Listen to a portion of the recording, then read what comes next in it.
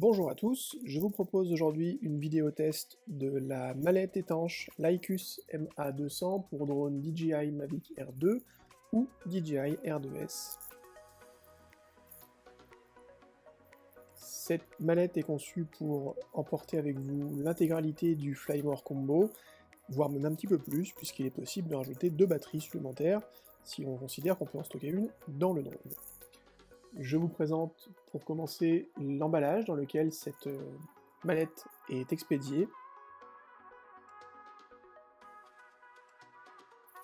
J'ai déjà ouvert l'emballage pour confirmer que la mallette était bien à l'intérieur, mais nous allons découvrir ensemble comment elle se présente.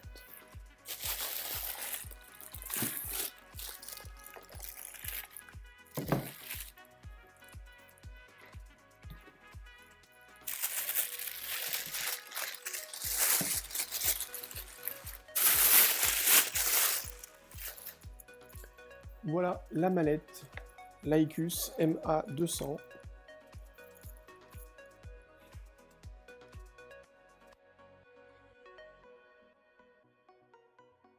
Premier abord, la mallette a l'air vraiment résistante.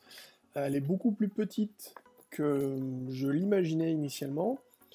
On est sur un produit qui va faire une quarantaine de centimètres par 20 centimètres et à peu près, je dirais 15 cm d'épaisseur. Vraiment, je m'attendais à quelque chose de beaucoup plus gros. Le DJI R2S, c'est quand même un drone assez imposant, et là j'ai l'impression d'avoir une mallette qui correspondrait plus à un Mini 2 qu'à un R2 ou un R2S. On va jeter un œil à l'intérieur.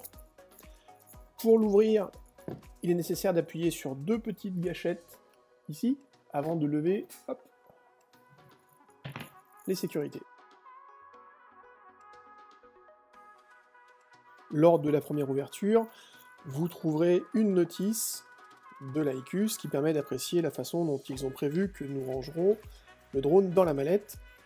Alors c'est une notice qui est disponible en plusieurs langues.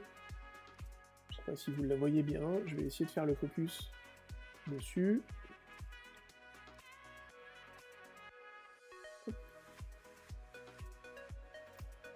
Voilà. On va mettre ça de côté, rien d'exceptionnel. On devrait réussir à se débrouiller. Alors, premier constat, c'est que la valise semble résistante et que les mousses intérieures semblent elles aussi très résistantes. On est sur quelque chose de beaucoup plus compact. Vous voyez, j'arrive à le pincer en le serrant très fort, mais on est très loin d'une mousse type chinoise qu'on arrive à trouver sur des valises à 20 €. Alors là, on est sur un produit qui fait 4 fois le prix, mais on commence à comprendre pourquoi. Le haut de la valise est aussi molletonné. Même principe, hein, une mousse qui est un petit peu moins dure que celle-ci, mais tout de même assez compacte, qui permettra de maintenir le drone en place lorsqu'on le mettra dans la valise. Et donc, vous le voyez, 4 emplacements batterie, plus éventuellement une 5e dans le drone, un emplacement manette à la verticale, c'est original, un petit fourre-tout, et l'emplacement en longueur qui va permettre de fixer le hub de chargement. Et bien je vous propose qu'on essaie tout de suite d'y placer le DJI R2S que j'ai en ma possession. Et je vais commencer par la radiocommande. Pourquoi? Parce que c'est l'article qui me paraît le moins... C'est ce qui me surprend le plus en fait. Stocker la radiocommande à la verticale, vraiment, c'est pas la première idée que j'avais.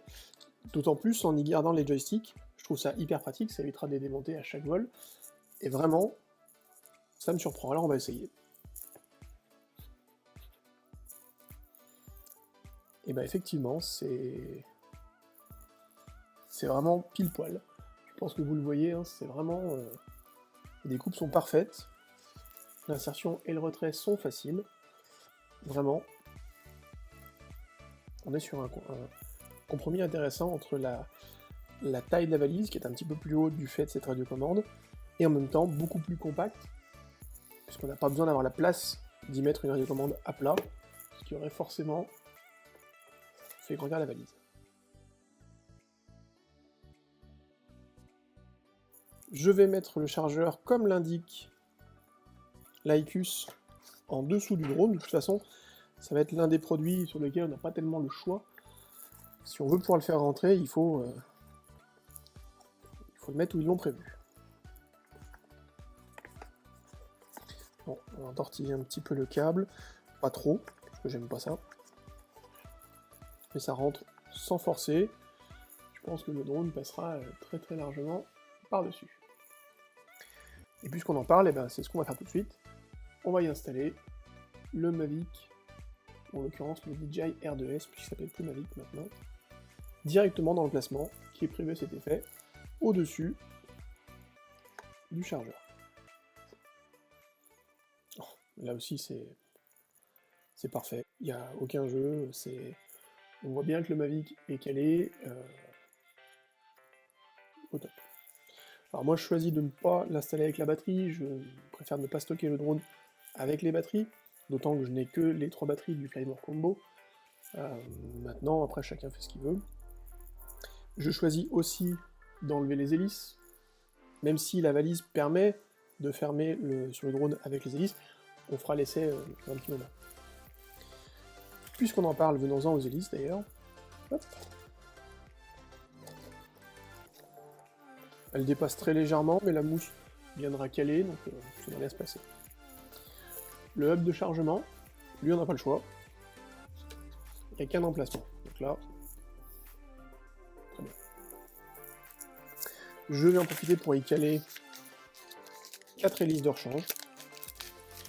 Parce que j'aime sortir avec de quoi remplacer l'intégralité des hélices en cas de crash.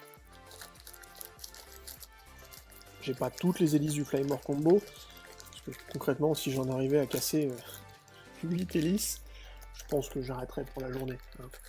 On va pas non plus insister. Voilà. J'aurais peut-être dû mettre avant, et je n'y pense que maintenant, les filtres ND. Hop. Voilà, une chose de faite, très bien. Je vais également y insérer le câble de chargement, parce que le chargeur, on l'a dit, est sous le drone, mais le câble, lui, il est bien inséré quelque part. Dans le même vide-poche, je mets mon câble de radiocommande. Je ne le laisse pas sur la radiocommande pour la bonne raison que j'utilise un second câble USB-C vers Lightning que je trouve beaucoup plus pratique puisqu'il est légèrement plus long et du fait de sa prise droite, beaucoup plus pratique à utiliser avec une coque de protection. Et vu que mon iPhone a toujours une coque de protection, voilà, le choix s'est imposé à moi. Le câble USB de charge de la radiocommande RC, N1. On va essayer d'y mettre les batteries. Hop. Batterie numéro 1. Sans forcer. Batterie numéro 2. Batterie numéro 3. Qu'est-ce que j'oublie? Eh ben j'oublie l'adaptateur USB pour charger à partir des batteries. Hop.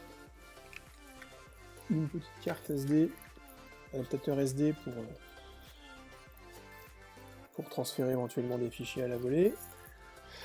Une paire de joysticks de rechange. Tac. Et puis j'ai toujours avec moi une petite chiffonnette au besoin. Allez, on essaye. Parfait.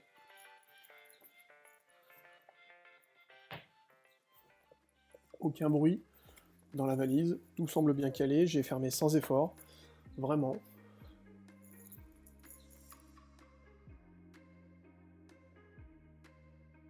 Et pour ceux que ça intéresse, eh bien, écoutez, on va faire un test avec les hélices sur le drone, pour voir ce qu'il en est. Hop. Je retire les protections mousse, et c'est parti pour l'installation des hélices. Je considère que les enlever permet aussi, au moment de la préparation du vol, de s'assurer de leur bonne fixation. c'est une habitude que j'ai après, ça me permet de faire mon check avant d'aller voler. Voilà. Quitte à les vérifier, autant les avoir enlevés avant, ça revient pas au même. Hop. Alors, on cale les hélices sous le drone, voilà. Et puis c'est parti. Écoutez, là aussi, le drone rentre sans difficulté. On va essayer de fermer la valise pour voir si éventuellement les mousses viendraient appuyer sur les hélices. Mais entre nous, j'en doute. Je pense que les mousses vont être plutôt du genre à absorber la forme des hélices. Bah là aussi, hein, j'ai fermé sans forcer vraiment. Et je pense que tout va bien à l'intérieur. Ouais, impeccable. Je vais quand même vous faire un petit tour de la valise. C'est vrai que j'ai pas pensé à le faire au départ. Ça peut intéresser certains qui ne l'ont vu qu'en photo. Hop, sur le dessus, on a une grosse poignée, légèrement siliconée. Elle est pas dure comme le reste de la valise. Elle est légèrement en silicone. Elle est plutôt agréable, du fait qu'elle soit pleine. La prise en main est excellente. En dessous de la valise, on trouve un évent qui va nous permettre de relâcher la pression dans la valise. Donc, les deux gâchettes d'ouverture. Côté gauche, absolument identique au côté droit. Avec un renfort, je ne sais pas à quoi il peut servir, mais il y a un gros renfort sur le côté de la valise. Et à l'arrière, on voit la grosse charnière qui se prolonge sur tout le long de la valise. Et on constate que la fermeture est vraiment solide. J'irai pas jusqu'à jeter la valise dans l'eau pour tester l'étanchéité, mais j'ai aucun mal à croire qu'elle puisse résister à la pluie ou même éventuellement une chute dans l'eau. Je pense que la valise est vraiment étanche. Les renforts plastiques sont extrêmement durs, je force vraiment là tout de suite. Comme vous voyez, il n'y a pas de jeu, pas de flexion, rien du tout. Un petit côté Umbrella Corporation, je trouve, sur le dos de l'Aicus. C'est pas pour me déplaire non plus. Et à l'intérieur, puisque je ne l'ai pas présenté au départ, vous avez ici une lèvre qui vient appuyer, hop, sur un joint caoutchouc qui fait tout le tour de la valise. On est bien sur quelque chose d'étanche. En tout cas, c'est comme ça que le produit est présenté. Et outre l'étanchéité supposée, vraiment c'est la résistance qui va, et même en appuyant très fort, je ne monterai pas sur la valise non plus, mais franchement, je suis vraiment pas inquiet pour le drone dans cette valise.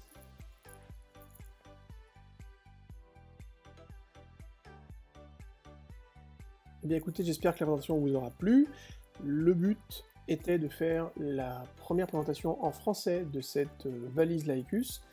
J'ai trouvé énormément de reviews en anglais, malheureusement aucune en français, et j'ai pensé que ce petit test pourrait permettre à certaines personnes qui hésitent encore de prendre leur décision en connaissance de cause. Ces valises ne sont pas données, on est sur des prix qui avoisinent les 80 à 100 €.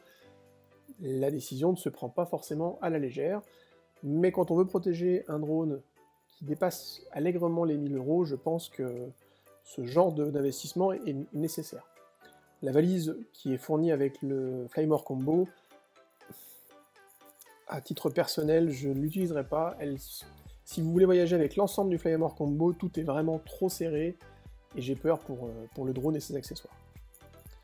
Donc voilà, moi vraiment très bonne pioche avec cette valise Laicus, on sent la qualité, et je pense que on a affaire à des spécialistes, c'est des gens qui ne font que des valises rigides, et ça se sent, vraiment. J'espère que cette vidéo vous aura plu, à bientôt.